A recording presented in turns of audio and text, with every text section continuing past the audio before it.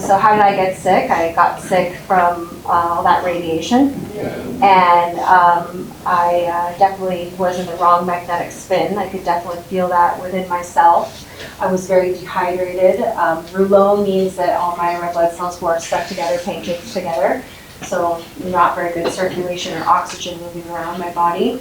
I gained a bunch of weight. My thyroid was compromised for sure. And I did a lot of research, and the body's so intelligent. I think that we also sometimes don't understand that the symptoms that we're having are actually things that your body has developed to protect yourself, protective mechanisms. So I think my weight gain actually saved my life because I was almost insulated from all that radiation exposure. And so I had this amazing journey with the cold plunge, and specifically Morozko plunge because of its grounding effect.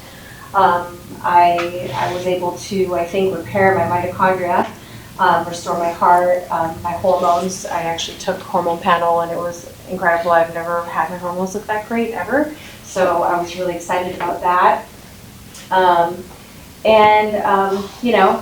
I just kind of asked the question, like, what do you think it would be like to be stuck in a microwave? What do you think would happen to your body if you were in a microwave for that long? And that's definitely what happened to me, and it actually is happening to all of us, but we're slowly in that boil, and some of us do better. Some of us are more exposed than others, but it's something that I think we need to start paying attention to.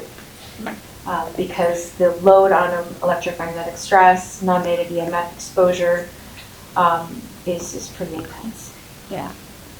So the areas affected for me, of course, were all my mitochondria, my magnetic field, which gives me the potential for all kinds of diseases. My brain, my memory was affected, and I actually wonder about neurological diseases and how they might be tied to electromagnetic stress, specifically things like ALS and MS. My heart, of course, your heart has a magnetic field that's bigger than any organ in your body. I think it can feel up to 15 feet out, or even more, 20 feet out. And so it's very affected if you have to get in the wrong kind of electrical field.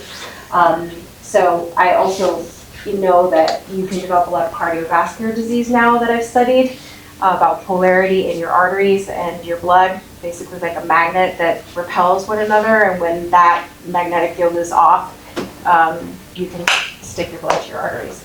So that's very interesting things that I've learned about with non-native EMFs. Your blood can definitely coagulate, so you get a lot of clotting. Your internal water, your plasma, it can be very affected. We talk about all kinds of pollutants and things affecting our water, but also the wrong frequency can shift your water and not make it good. There's also potential for a lot of things like parasites and cancer to be under these kind of stresses from non-native EMFs that can affect your immune system. So you're not as strong to deal with things. Of course, your thyroid, your digestion, your hormones can be affected, your whole nervous system, cortisol, adrenaline, your circadian rhythm. Our study, we found 100% that everybody uncoagulated. It was pretty amazing. So these are some of the pictures. I know they're hard to see, but this is like the lead. This is my blood. So this is what my blood looked like, and it looked like this for months and months. And this is consistently now what I look like, which is fantastic. Since I feel like I'm finally getting oxygen. This is a gentleman here who has cancer and has chronic blood clotting. He had actually a clot in his leg. That after the cold plunge study that I did on him that day, he called me. He said, "Andrea, I have like a rash up my leg and it's hot and my leg hurts." And I thought, oh gosh, and it might be that the blood clot's moving, So I had him come in, and we did some homeopathy, some injections to make sure that, we weren't going to have blood clot move anywhere that it shouldn't move. And he was on medication at this time anyway, so I wasn't too worried. But it was only one cold plunge. his leg is totally different. It was completely swollen all the time. He was on drugs for blood clotting, which doesn't dissolve the blood clot. It just makes sure that it doesn't move or go anywhere. But now his leg is very different, and he's off his medications. So we're pretty happy about that. Yeah, really happy about it. So one cold plunge, amazing. This is its effects on blood sugar. So you can see here that the red blood cells look like they have little black dots all over them, like they're chocolate chip cookies. And after the cold plunge, what happens to all of that is it just leaves. And this specific patient was this young girl who suffered a lot from acne. And I could tell she just wasn't digesting her sugars very well, and I could tell she had a liver issue, so I just told her, hey, just take some milk thistle, but keep cold plunging. And she called me a month later to tell me that her acne resolved, which is amazing, because we don't think about cold plunging helping acne, right? But I think anything that helps your circulation would be very broad spectrum in the way that it acts, and I absolutely know that cold plunging does amazing things for your circulation. I also saw effect on parasites. So you see these little black lines, these are just little parasites in the blood. So again, this is a finger prick. So this person didn't put her hands in the cold plunge. This is just body. So this is how much circulation it pumped to be able to move these parasites so that my next sample of her blood had no parasites in it, right? That doesn't mean that that's it, no more parasites, they're all gone, but maybe if she continues to do this, she's going to clean her blood and she can support things like her spleen or do some detoxing, and this is going to be an adjunct therapy to get rid of parasites. Pretty awesome. So this is mold, some uric acid and sugars. So if you can't see them in the slides here, but these little fluffy things here, these are molds. You can actually see that in the blood of the dark field microscope.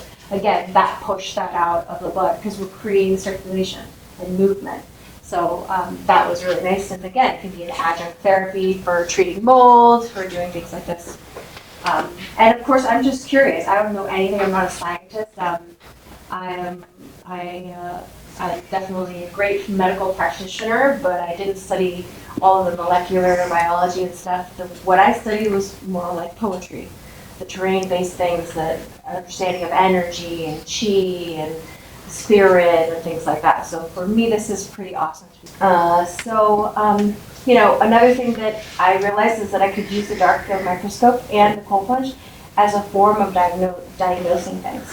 I could see the strength of the cell walls, which was really interesting, because sometimes you see very thin cell walls, and you can actually see that after the cold plunge, they're stronger. When you finger prick, you can get some of the red, the red dye, the hemoglobin, right, in the sample. But afterwards, I didn't have it in the sample, so I know that the red blood cells got stronger, almost like the cell around the membrane got stronger. So that was very interesting. All the immune stuff with the parasites, coagulation, blood sugar. I even saw, you can see uric acid in samples, and you can see that leave as well. And then I really think it's amazing for diagnosing thyroid issues. People who got in the cold plunge and didn't have the results that I thought they would, it's because they needed to warm more. So I would let them warm a little bit more, and then I would see their blood uncoagulate. So by doing that, I could realize, you might not feel like you're hypothyroid. Maybe your blood work might not say you are, but you might have an issue warming yourself up. So this was very interesting to actually use the cold plunge in diagnosing. So, my conclusion, you pretty much know it. I got to heal myself by doing a study and getting this beautiful cold plunge, which I was very happy to have. And I just got to see amazing things that I never thought I would see. I think people can do so much more than just take medication. We have so much information out there. Like, we have enough information out there to be able to help people. And one of the things for me is really understanding those non-native EMFs and the power of the Schumann resonance, the power of earthing and grounding. And I think that it wasn't only the cold, but it was also water. It was also water and cold, not just like cold air. You know, it was water, cold, and then grounding, was just so special. And because of all of this, it's kind of taken me to a place where now I've stopped my practice and I'm going to open a healing retreat out in the mountains and nature to bring people closer to the Schumann residents and get people to understand the threat of non-native EMS. Good. That's it.